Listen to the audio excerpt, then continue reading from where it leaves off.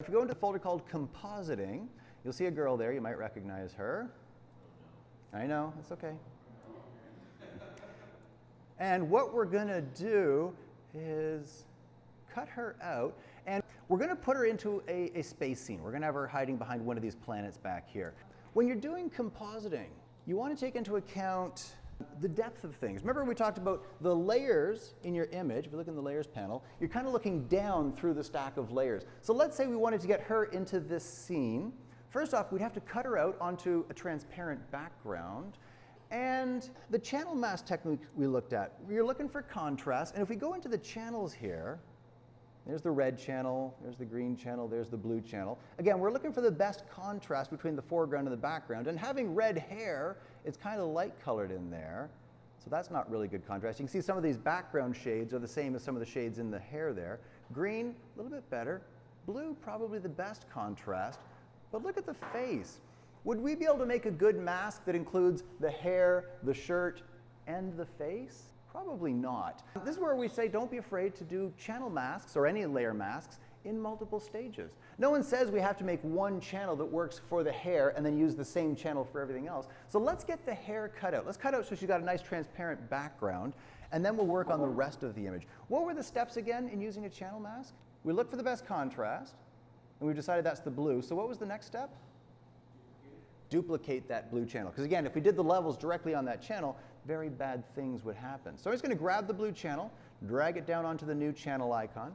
I could simply duplicate the channel. Notice when I dragged it onto the new channel icon, I've got that blue copy there, it's highlighted, and the eyeball is on the blue channel. If I simply duplicate the channel, I do duplicate channel and hit OK, notice it creates a blue copy. The blue copy is highlighted, but it's not visible. So if that happens, just turn on the eyeball on the blue copy and turn off the eyeball on the blue. However you do it, this is what you're trying to get to.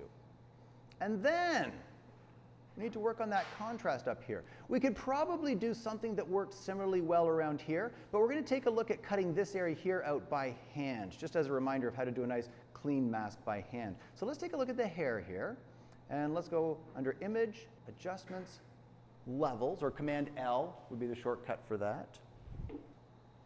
And again, we've got two distinct histograms. We've got this one down here in the shadows, which would represent, the dark parts of the hair around here. We've got another histogram up here in the highlights, which is the background. So let's start pulling those little levels inward. And how far do we pull them? What are we looking for? So I'll take this black point, start pulling it to the right, and you can see those shadows filling in. I'll take the white point, pull that to the left, and you can see the highlights blowing out. How far should we pull them? I mean, I've still got some gray information in here. There's maybe a little bit in the background back there. Well, first off, watch on the screen for a second. Watch this area here, and watch when that white band passes outside of her head. I'll pull the white point back up, and you can see she's got gray behind her. As I move downward, there, you can see that white expanding out past her head. Once you got white back there, you've got a nice clean highlight. There might still be some gray up there. We can deal with that later. On the shadows, though, where do we pull these shadows to?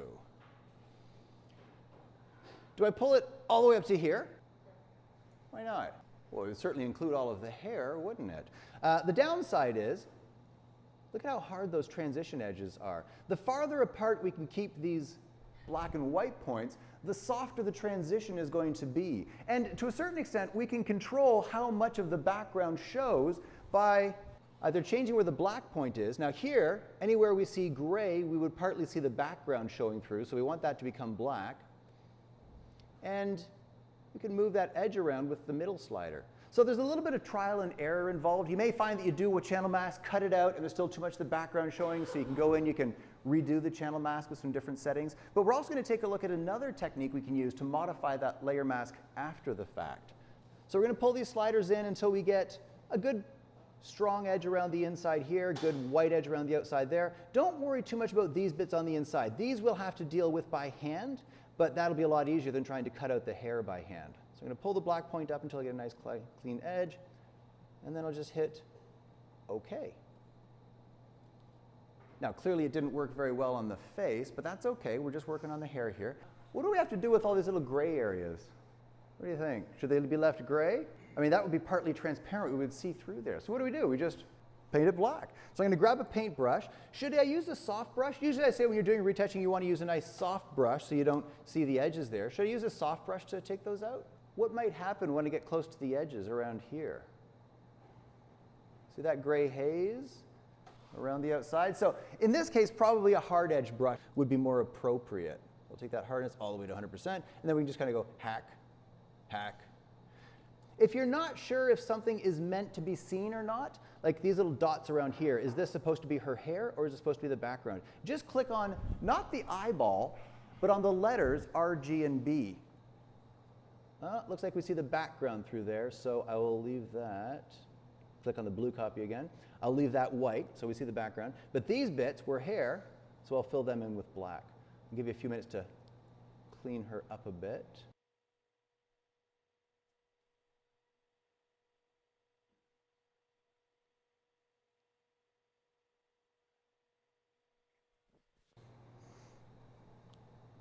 So far this is looking like some kind of threatening email you might send to somebody.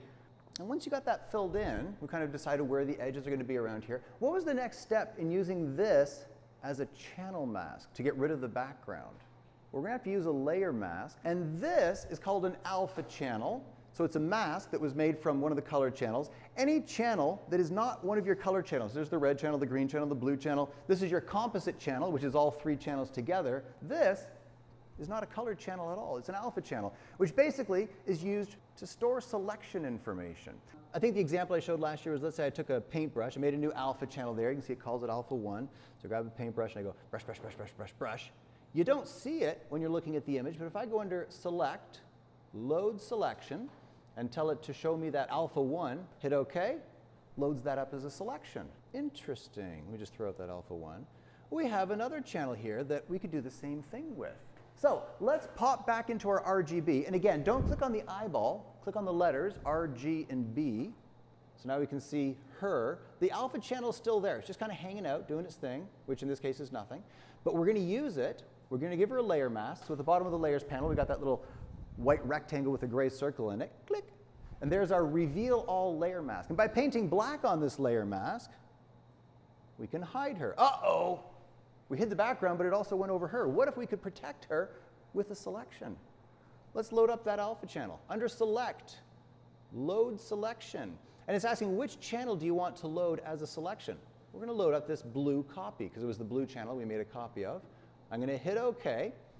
So now we have a selection that represents the background. She is not selected. And whenever you have an active selection, the only place you can do anything, like in this case, painting with black, is inside the selected area. So now we can just run around, and don't be afraid to dip inwards into the head there. If you don't go far enough, I sometimes see people do this. They kind of run around the outside like this, and then they end up missing all these little bits on the inside there. So dip right into the head, cut, cut, cut. And there's that hair cut out. Now, like I said, there are going to be some areas that you need to work on, like part of her cheek is missing. That would be exceptionally bad. So I'm going to drop this selection, Command D, and then we can just paint her back in. And we'll talk in a few minutes about how to paint all of this back in, what to look out for. Guys, here's something interesting actually. Take a look on the screen for a second. I'm just going to step backwards. I created the layer mask first, but if you do the selection first, watch what happens. I'm going to delete that layer mask. So if I go under Select, Load Selection, and I call it my blue copy, hit OK, and then I give her a layer mask, look at what happens. And if I invert that, it's done a good job up here. Actually, it's kind of taken care of everything I needed to do, but we do have a whole lot more to go back in and fix afterwards. So that's why you probably want to do the layer mask first, then load up your selection. That way it doesn't hide anything for you. Then you can just go in with your brush and hide the background. Now the little bits of the cheeks here that we missed, these we need to bring back. And when we were cutting things out, we talked about the idea of every edge having a certain amount of softness to it. Like I said, it doesn't matter how high res your camera is. Gesundheit. Doesn't matter how expensive your lens was, you're never going to see something where the object, the foreground, ends at this pixel and the background begins at this pixel. There's always going to be this softness, this transition edge in there. And when you're cutting something out, you want to try to match up the hardness of that edge. Now, we talked last week about the idea of shooting your image to try to match what you're going to drop it onto. So if you're going to drop someone onto a black background, you probably shoot them on a black background. If you're going to drop them onto a white background, shoot them on a light colored background. In this case, we're going to be putting her onto a black background. So probably wouldn't be a bad idea to put that background on there now. So I'm going to make a new transparent layer, drag it to the bottom of the stack, and fill that with some black, which will reveal some problems, but we'll deal with those later. And for filling in this cheek here, first off, the hard edge brush is probably a little bit too hard-edged given the soft nature of the side of the face there. So I'm going to right-click, pull the hardness down to 0. And by using a soft-edged brush, we can use the size of the brush to match the hardness of the edge of whatever it is we're trying to mask out.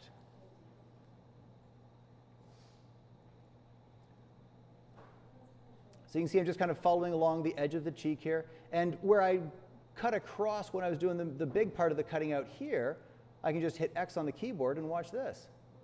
Now I'm cutting out around this way.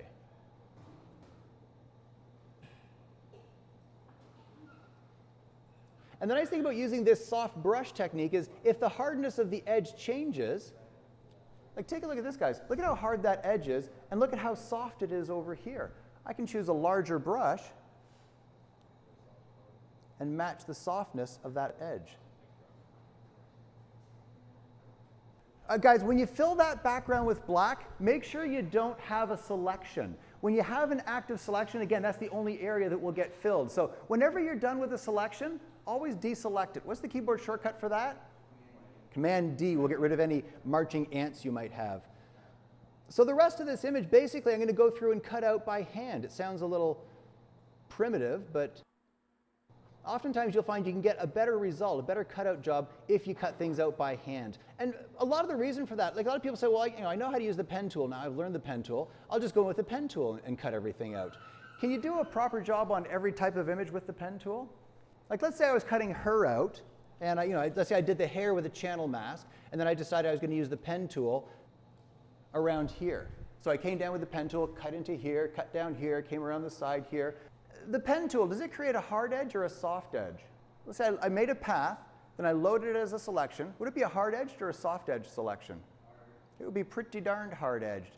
I could soften that. I could feather the selection, but I'd have to feather the entire selection the same amount. And as we've seen here, when I get down into from the neck down to the shoulder, the softness of that edge changes. I think an example I used last semester was, let's say you're photographing a bowl of fruit, doing a still life of this bowl of fruit there, and you're focused on the grapes in the center of the bowl. So they're nice and sharp, so you'd cut them out with a small brush to get that sharp edge.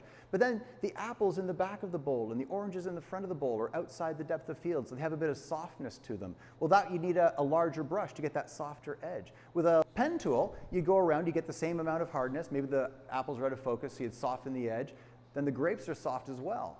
So by using a layer mask like this, we can just change the size of our brush as we need to change the softness.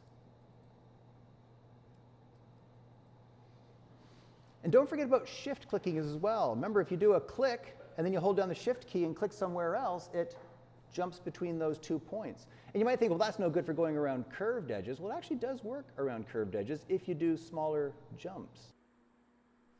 So you can shift click your way around these curves.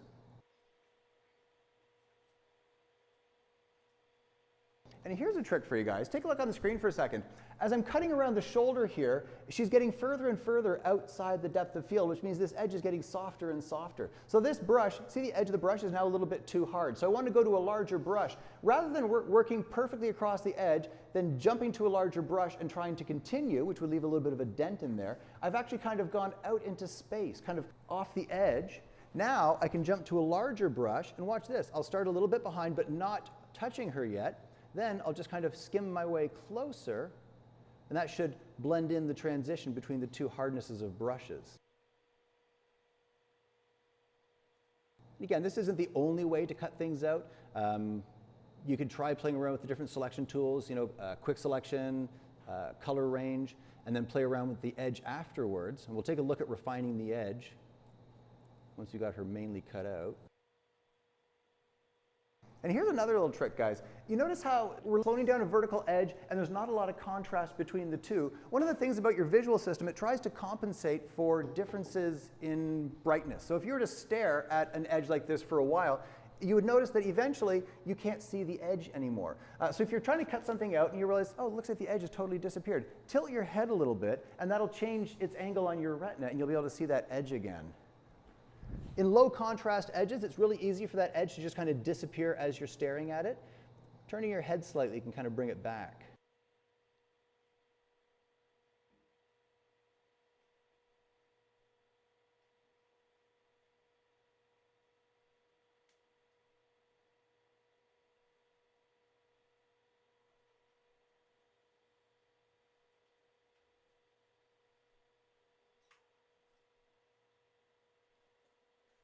You can see the edge, guys, down here where I was cutting it out by hand. I was able to make sure that none of that background fringe gets picked up. But up here, this is where that channel mask had been used for the hair and that brush overlapped. You can see that there's a little bit of a fringe. The edge is too hard and too far out. So that's why that channel mask isn't going to work on every part of the image. You could go in and try a different channel mask just for the shirt, or you could try some other techniques as well. But I find going around it by hand, you know you're always going to get a nice clean edge. You know it's going to work everywhere around the entire image. I've seen examples of things actually that get published where there's a clear mistake and probably somebody did something really fast, didn't take a look at it afterwards, didn't pan around and look at everything. By doing it by hand, you know you're going to get everything.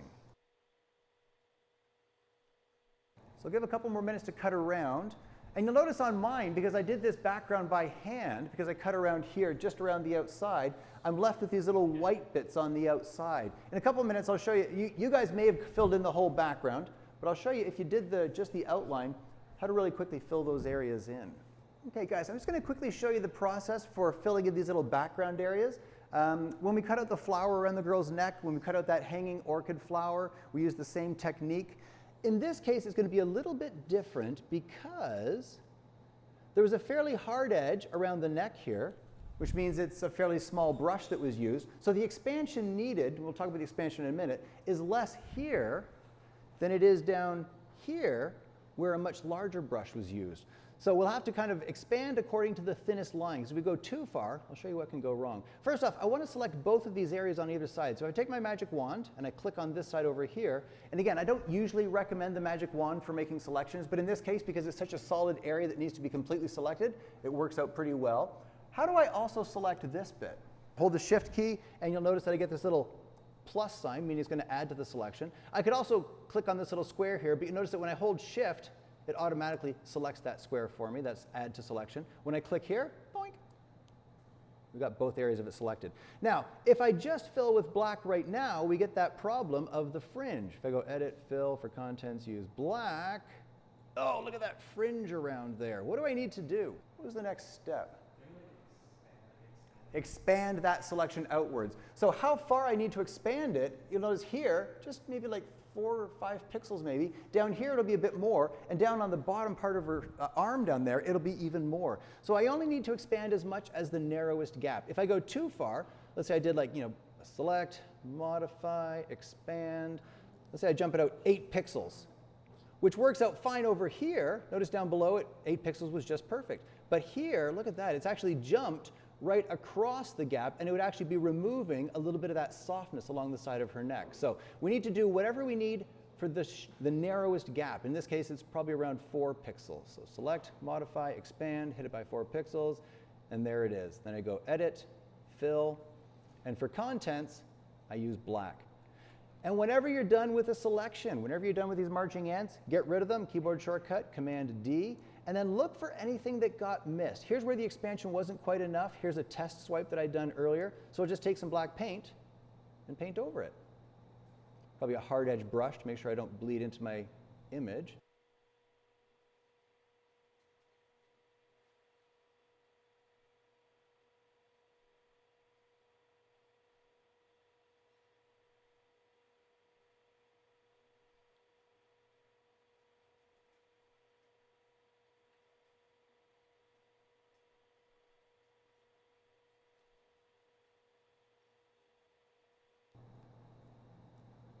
Okay, now there are a couple mistakes that I've left on here on purpose.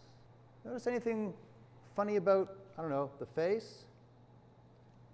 No, on the cheek there. Yeah, when I was doing the hair, I came around here with a great big brush, and I went down the side here and I brushed against her cheek, which partly hid her cheek. When I went back to do the fixing, I fixed along here, but I forgot to go back and get this area here. So this is where I'll just go in with some white paint and I'll just paint over top of that problem area. What else have I missed around here? Remember when I made the background, I pulled the white point down so that the background turned white, and we watched that edge of brightness kind of expand out past her head. Look at that. Be careful when you're doing a layer mask. Look around and see if there's any even faint bits of gray. If there are, just paint over them with black. So I'll grab some black paint and just paint over top of that area. I can see a little bit over here. Out it goes. Now, this isn't a big deal for this image because of the way we're going to be compositing her into something else, but what else did I miss? These are called islands. I missed this little island in here. That's, fast enough to just go in and take care of by hand. So we'll just grab a paintbrush, soft edge.